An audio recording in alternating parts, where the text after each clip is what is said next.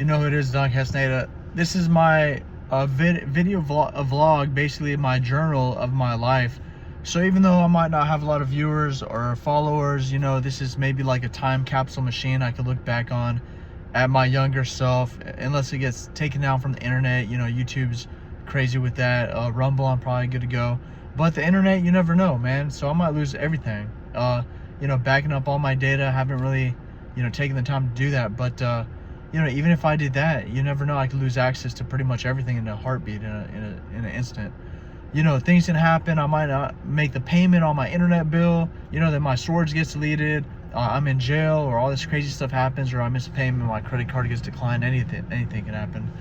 But you know, in memory of this is a Mint Majesty. Okay, this is Charlie Kirk's favorite drink without the honey. He would get Mint Majesty and 2 honeys. He said he drank like 9 a day. I don't know about that, but that's a lot of honey. That's a lot of sugar. So he was at risk of diabetes maybe. But you know, that's beside the point. You know, he's probably safe with it. It's just exaggeration. But you know, all semantics. But the Mint Majesty, I get it. It's caffeine free. It's tea. It's good for you. The mint, peppermint, all that stuff, spearmint or whatever has in it. That tea is good for your organs, your gut, your tract, GI tract, and all that. It's good for you. It's good for your health. It's good for your, your whole body, mental and physical health. You know, Asians drink tea a lot, I hear, and they live to be over 100 years old. They eat a lot of fish. They drink a lot of tea. And but I wanted to just talk a little bit about that. Say he got me to understand politics a little bit. I'm not too far into it. There's a lot of conspiracy theories out there. A lot of crazy stuff, a lot of trash talk. It's basically like a football arena, and there's people taking sides and fighting over which side is right and all that. I don't really want to, you know, be too part of that, be part of that, all that violence or unnecessary, you know, aggression and, you know, hostility. But back to the vlog, and I was gonna say, you know, there should be no broke veterans out there on disability. Like, you're on disability, say even at 50%.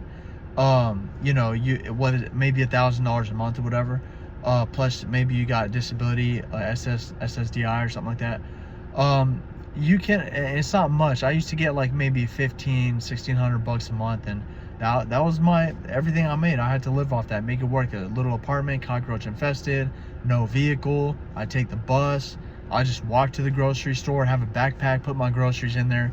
The manager would always think I'm stealing or something. She'd call me out and she'd be like, "Hey, you gonna buy that stuff?" I'm like, "Yeah, I'm gonna buy this stuff." And I'd buy it with my little paycheck. I never used food stamps. I always used my paycheck. I didn't even know about food stamps. But yeah, I was uneducated. I was broke. I was poor, living in a cockroach infested apartment, looking like Joe's apartment. And you know, they're everywhere. Texas flying cockroaches, huge and all over the place. Is wicked, man.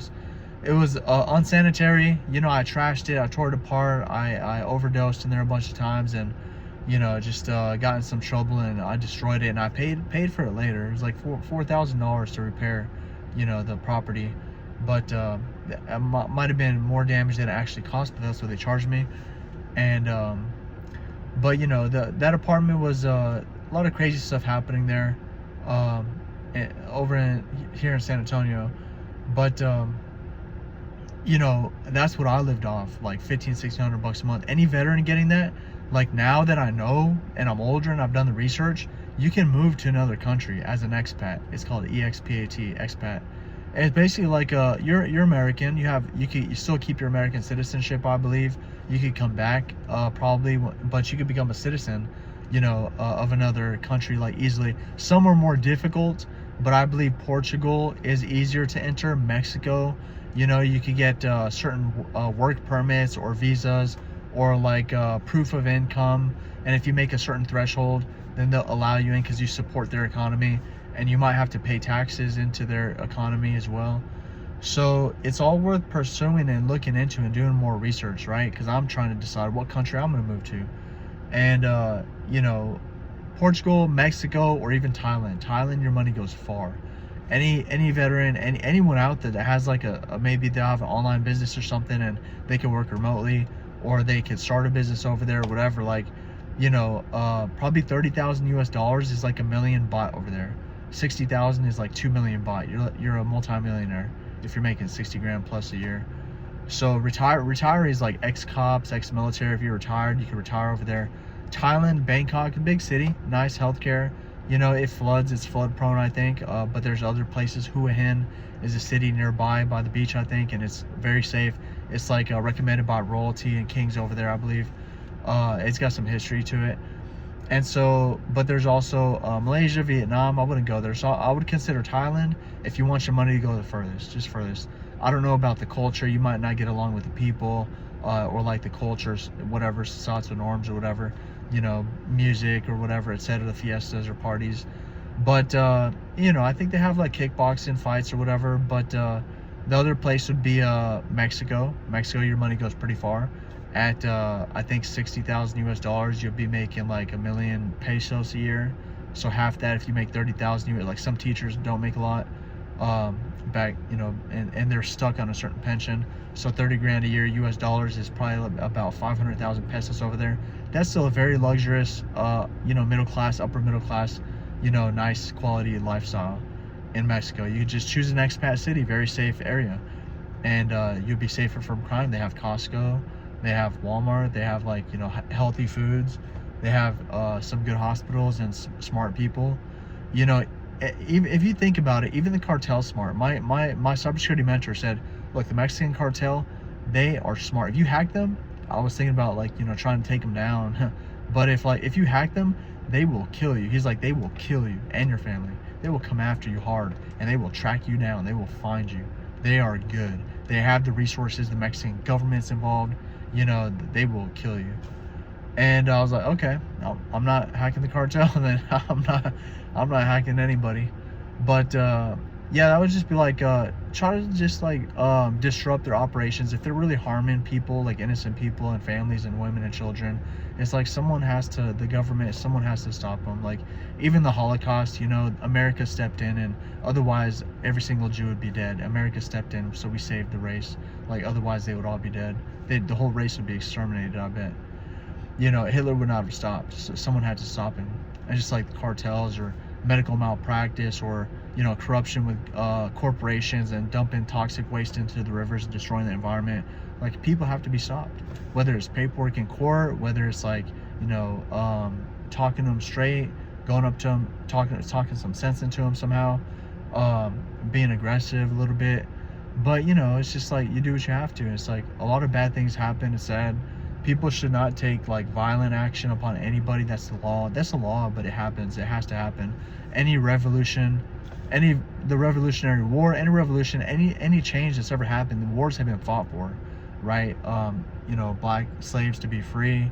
You know, so oil overseas. You know, Iranian nuclear weapon compounds. All this. Wars are fought. People are killed to keep people safe, your people, or protect you know, people you care about. So it's really, you know, who has strength and love, who has more strength and more love. You can have love, but if you don't have the strength to protect them, you know, then it's not gonna help. You know, they're gonna die. So you have to be able to protect those you love. And America, I don't know, it's like we seem like the bullies. Do we really, like, are we trying to protect ourselves and our people? Is that why we're starting shit? I don't know. It's like, that's a possibility. You never know. But you know, I think there is money involved, and money saves people's lives sometimes, and it gives people opportunity and maybe, you know, ways to educate themselves in a new life and new direction and all that. So wars change people, wars change families, sometimes for the better, sometimes for the worse. You know, change people's mentality, spirituality, you know, physical health, mental health. And sometimes it determines whether or not they live or die, right? If their spirit's alive inside, or if their spirits died inside, right? So a lot of people's spirits are dead. You put a caged animal in a cage, right? A lot of men and even women, right? They're just like, kind of like their spirit's killed, it seems like. You know, I'll walk around, I see some people depressed, they're just sad, they've lived their whole lives, and there's nostalgia. And nostalgia means like kind of like a reminiscence of, you know, kind of like a affection and fondness for past memories, right? Past memories that you've had.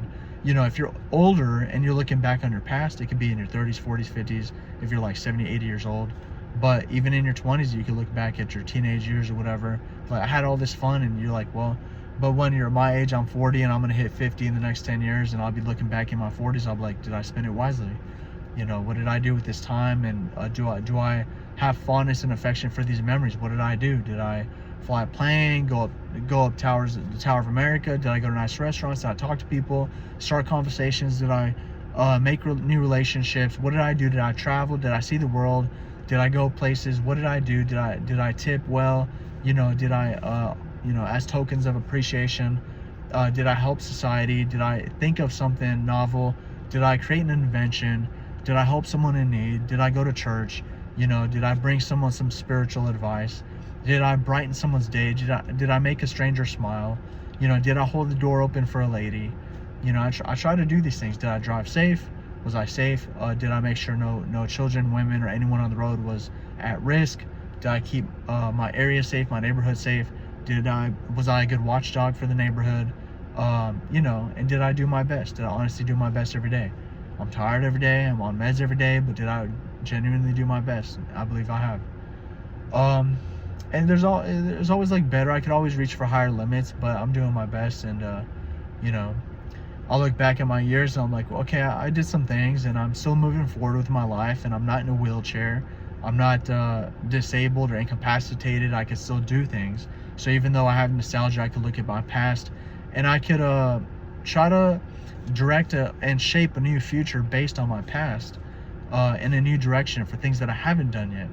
Things to propel my life to the highest level possible. And maybe once I'm 45 or 50, I'll reach my highest level, right? I'll reach my highest level. Any man's highest level is, I believe, like, wife and children, a good job, good money, having a dog, a loyal pet, not a cat, not a goldfish, not a bird, a dog. They're loyal, right? They will protect you. They bring you joy. They're energetic. Just get a good dog, that's not gonna bite anyone, so you have to put it down or go to the pound or you get fines or whatever. A good dog that will protect you if they have to, but they're smart, like a golden retriever or something like that, and they don't just attack anybody. Like, I went to the park, and there was this woman. She had 2 golden retrievers. They were big dogs, and she was just playing tennis with them. They were off their leash. I was like, damn, if they attack me, I'm screwed. I'm done for. And they just looked at me and they just kept on playing. Like, I wasn't a threat. They didn't attack me. I wasn't. They would have protected her if I did something to her. Like, dogs are very protective, and that's a good thing. But they didn't attack me for no reason, which is also good. So some dogs will just run out and just attack people, and that's they get put down. They kill people sometimes. But yeah, back to this idea. This whole video is about becoming a barber. So I know I said a lot of stuff, but just speaking my mind and expression and freedom of speech and all that. And I want to talk about a barber. If I had the chance, if I even knew about it. I remember a guy telling me about it when I was in jail a long time ago. He wanted to open up a barber shop. I was like, okay, that's cool. I know it's gonna be hard. It takes a lot of money. It's like, I didn't believe him. I'm like, really? Okay, you're gonna work at a barber? I'm like, that's an okay job, I guess. But it's like, now that I think about it, that's a pretty damn good job, depending on what city you're in. I mean, they get paid upwards 50 to 80 grand a year with a lot of tips, commission. I think average, so Glassdoor, the internet can say 30 grand, 40 grand a year, but that's still pretty good money. If you're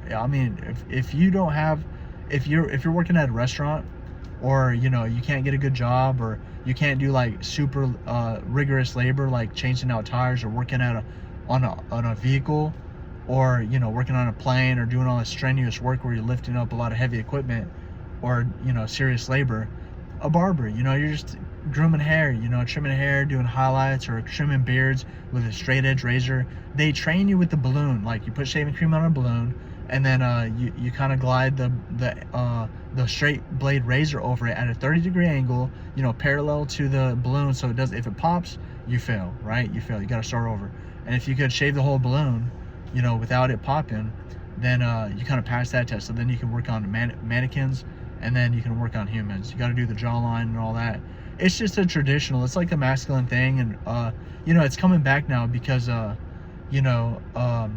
people want that experience and that luxury experience. And it's kind of like there's 3 places you go: job, your work, home, and then a barbershop. Some people it's cafe, some people it's the bar. but some people it's a barbershop, and right, you get that experience, and it could be a little expensive, 50, 80 bucks, maybe 75 or $40, depending on where you go, what city you live in. But it's a good experience, right? And getting your hair cut, you get it shaved, whatever, you can get it cut, faded, all that. And for women too, right? A barber takes 1,000 hours. There's a barber college. It's like a college trade school, and that's like in San Antonio. It's called Alamo City Barber College.com. Alamo City Barber College. That's right off of Bandera, close to where I live. And it's about a 7 to 9 month program. I believe it's about 7 months. You do 1,000 hours, right? 1,000 hours. And a lot of that's you're doing a lot of that. Some of it's theoretical, like the first month is theoretical theory and all that, but after that, straight like hands-on experience. And that's a good job, right? Because you can open up your barbershop one day, and if you make enough money, it's cheap to open up a barbershop in Mexico, not in America. I'm sure it's expensive in America. I haven't even looked into that. I know it'll be expensive, but it will be much cheaper in Mexico. I looked that up today. And maybe Portugal, maybe it's a possibility, depending on how much money you have. But in Mexico, it might cost $8,000 or $10,000 to just fix up a little 2-seat, a space where you rent out the leased commercial property, or just get a busy street or whatever. It doesn't have to be like upscale community. But if you want upscale premium, that's what's in demand in Mexico, like an expat city, luxury upscale community where Americans live and rich people, affluent people live. That will, get you some premium money in Mexico, 75 bucks or whatever. I don't know. It's worth a lot more. You'll make a lot more money, and it's good revenue, because that will be like a legacy that you could bestow upon your children for generations, right? This is my business, now you own it, right? Take care of it, own it, be a good manager, treat your workers with respect, pay them well, treat them right, and just keep on maintaining your business. And you can support yourself. You can support yourself with that. So that's an opportunity, right? Barber shop. That's very cool, because cutting hair, it's like everybody needs it. Everybody's hair grows. You can cut your own hair, but not as good as a barber. If you want to fade and all that, you can try. But an experienced barber with training, some of them are pretty damn good. And you get your Class A barber license. It's called Class A barber license. There's cosmetology, there's like pedicure, there's manicure stuff or whatever, hairstylist and all that. Class A barber, a man or woman can get it, man or woman. So that's a good job. If anyone's struggling for a job, it's about $13,000 program. But the Pell Grant, if you qualify for the Pell Grant, most people do, right? If you're poor, you don't have the money or whatever. And it's about, for 1 year, they'll pay you about $7,400, $7,398, about $7,400 for the year's worth of tuition. So that knocks off $7,400 off tuition. So you'll only owe about $6,000 left. And just try to get a loan or a credit card, or someone to somehow, I'm sure they have financing or something like that, or student loans and stuff. So that will, and then you're an official barber, and that's supposed to be in high demand. Like a lot of people need that, requesting it, experienced good barbers. And you can even probably start in your own garage. Instagram, Twitter, social media, Facebook, say, I'm running my own barbershop in my garage. People do that. When I was a kid, my mother took me to someone's house, and this woman just cut our hair for cheaper, maybe, I don't know, 15, 20 bucks, whatever it was. And she did an okay job. She did a pretty good job. And it was cheap. It was a haircut. It lasted. She cut a little short, but if it takes longer to grow. So that was her logic, I guess. But you could do this from your own house. If you just get people to show up, cut their hair, you have all the equipment, have a chair. Having your own property, that's very expensive, right? But you got your house, apartment, whatever you got, whatever. That's just an option. I don't know about all the legal stuff. You'd have to look into that, but I know that some people do that for friends and family, or just people they know or whatever. Make a little bit of side cash, right? Charge 15, 20 bucks a haircut. I mean, San Antonio, they're charging 30 bucks. I went to Lycantura Mall. This lady wanted to charge me like $60.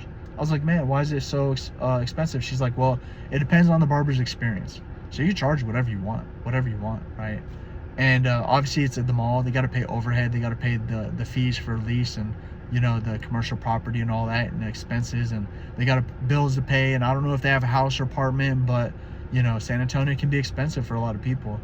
So 60 bucks, and I should have gone, but you'll see, I cut my own hair. I just cut it one length, and it takes me like 10 minutes. and it's easy because I just do the whole thing and then I shave my face. It's like, well, it's quick, easy, it's cheap, and if I paid $30 like every week to do that, that would be expensive. That would be like a straight edge razor cut, a straight edge like beard cut, and a facial cut would cost like, maybe I would say like 50-60 bucks. And then the haircut too at a premium place might cost an extra 40 or 50. So let's just round it off to about $100 a week. I mean, most people might do it every 2 weeks, but let's say if I, like in the military, you have to get a haircut every week, right? So just go off that. That's $400 a month. So that's $4,800 a year. $4,800 a year. But on the other hand, if usually, like, let's say $30 once a month, $30 once a month times 12, that's 360 bucks a year. Basically, that's the cheapest it could get, pretty much. You don't want your hair to grow too long, so cut it once a month. At a barbershop, 30 bucks plus you tip them, so it's a little extra. 360 bucks a year. But I bought my own clippers for like 30 bucks, and I've been using them for years, and that saved me hundreds of dollars, if not thousands, for years. I've been cutting my own hair. So I don't go to barbers unless I'm really feeling like the emotional, I don't know, kind of like, kind of sentimental, reason to maybe just support them. I guess I support baristas. I tip wherever I go to restaurants. I'll tip. I'll be generous, as I can be anyway. So if I go to a barber, it would just be to support them. And some of them if I get to know them, I have to know they're good. I don't really need anything special. But that barbershop, being a barber is a good job for man or woman. So I highly recommend that. Anyone struggling, like, what are my skills? What can I do? Cybersecurity's hard. IT, programming, software. Being a teacher, I require college. College is hard. A scientist or professor. All these jobs, auto mechanic, hard labor. Women can only do certain things, right? And like even men, like with certain health conditions or mental limitations, can only do certain things. Barber, if you can just master, cutting people's hair, cutting people's facial hair, cutting people's heads, fades and all that stuff, or even women cutting their hair right, styling it with highlights and all that, mastering that. It's just 7 months, 1,000 hours. What else are you gonna do, right? You go there, go to the school, pay for it, live with family at the time being, and start when you're young. If you have time, just do it to kill time. Do it when you're retired. Doesn't matter. I'm thinking of doing it, start my business. But if you do this in Mexico, or even if you start a business, you don't have to have your Class A barber license. You don't. You could just hire people with their license. Hire them. You're the manager. So they're the ones cutting the hair. But you have to pay them right, manage them well. And if they make any mistakes, sanitation or anything, you have to fire them immediately. That has to be protocol. Sanitation's a key, a key thing you have to maintain.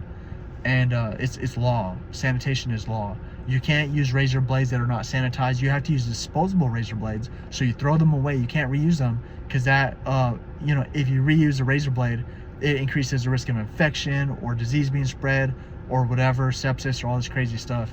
And you have to cut at certain angles, otherwise there'll be ingrown hairs or something, or razor burn and stuff like that. You have to know what you're doing. And otherwise your customers are gonna bleed and be in pain, and they're never gonna come back. You're gonna get bad reviews and all that. So you want to be the best, right? You want to be the best at what you do, the best you can be. And you want to be compassionate, take your time, be careful, have a steady hand. Don't do drugs, don't do alcohol. You want to be clean, so you have the best coordination possible. Just like being a pilot, you want to have the best coordination possible, right? If you're flying a helicopter, best coordination possible. Being a barber, best coordination possible. So yeah, that's the video for today. And I got some things going on. I might you travel the world, leave the country, move somewhere where my dollar stretches further, like Portugal, Mexico, or Thailand. I'm considering those three, maybe some other ones. But traveling the US, going to Niagara Falls, going to the Statue of Liberty, going to archery ranges, going to cathedrals in Canada, looking at the beautiful masterpiece architecture of these beautiful cathedrals, and maybe attending a church, and just experiencing the whole thing, the smoke and all the music and the organs and all the stuff they do. So I have a lot of things planned, and I just need the energy to go do them, the time to get off this legal commitment, this court stuff, and this psychiatric drug stuff, and just get all my life situated. This is my vlog. This is a journal of my life, and I hope anyone who's watching this, hopefully someone that could benefit from the skills of learning to become a barber and going to barber college, and and getting that Pell Grant to help pay for it, and then starting your new career, taking care of your family. It's not the best paying job, but it's a step up if you're having difficulty, right? There's a market, there's opportunity everywhere, right? Here's the last thing I'll say. Here, this is my best idea here, and anyone can take it, because I've thought of like probably, I don't know, 1,000 ideas. I don't want to say 1,000,000, but I've probably thought of at least 1,000 ideas. I mean, I have 100 published books, so there's 100 ideas right there, right? Now I've thought of 1,000 ideas approximately, right? Probably more that haven't really worked out. But this business, everybody, just like hair, everybody needs their hair cut because it grows. Everybody needs their lawns mowed, trimmed, hedges, bushes, trees, all that, weeds. They need their and pest control, all that. Because the grass, even in state law, it's mandated by law that highways and all that, and intersections, for visibility, because there's crashes from reduced visibility and all that, from vegetation growing too high, it has to be cut, mandated by law. So you could get government contracts, do government bids, win these contracts. You can make $1 million, $1.5 million. Some contracts are worth. Some are only worth $3,000. Some are worth $100,000, depending on how much acres you have to cut, depending on how dangerous the area is. Like if it's a sloped highway, that's dangerous for people. You need automatic robots, autonomous robots. They have robotic lawnmowers that will cut at steep angles. Robotic lawnmowers that you just set on autopilot, and they'll do as many acres as they can before the gas runs out. You put more gas in it, keeps on going, as many acres as it can go. And you could do that autonomously. Pretty much these automatic robots with AI built in. They won't run anyone over. They're very safe. And then you have some with the remote control, to where you can control for more safety and granular control for the steep highways and all that. You get bids, and then you can also do residential robots. They have residential lawnmower robots, robot lawnmowers, that you can kind of subscription based. You can kind of mow people's lawns with these automatic robots, charge them, make some money like that. You can leave it at their house or take it back with you. It's your decision. But you can have a fleet of robots, 100 robots, 1,000 robots. If you have 1,000 robots cutting 1,000 people's lawns, and they're on a like $150 a month subscription, you're making like over like $1.5 million a year, right? Because $150 a month times 1,000 customers is $150,000 a month, right? So times that by 12, right? Just times it by 10. That's where you add a zero. That's 1.5 million. There's 2 extra months, so 300,000. So that's $1.8 million a year. And then after taxes and all that, you're probably left with at least a cool $1 million after you pay for, you gotta change out the razor blades all the time. So it's a job, and you have to do the weeding still, and you have to do the hedging and all the pest control or whatever. But changing out the razor blades is important because they get dull. So you have to do that. And just maintain it. Get the ones with GPS and alarm system so they don't get stolen, and you can track them down if they do get stolen, and they set off an alarm. They have a GPS. They're more expensive, but they're better. But that's my battery's running low. I don't want to lose this video. That's the video. I hope this is useful. Stay safe and take it easy.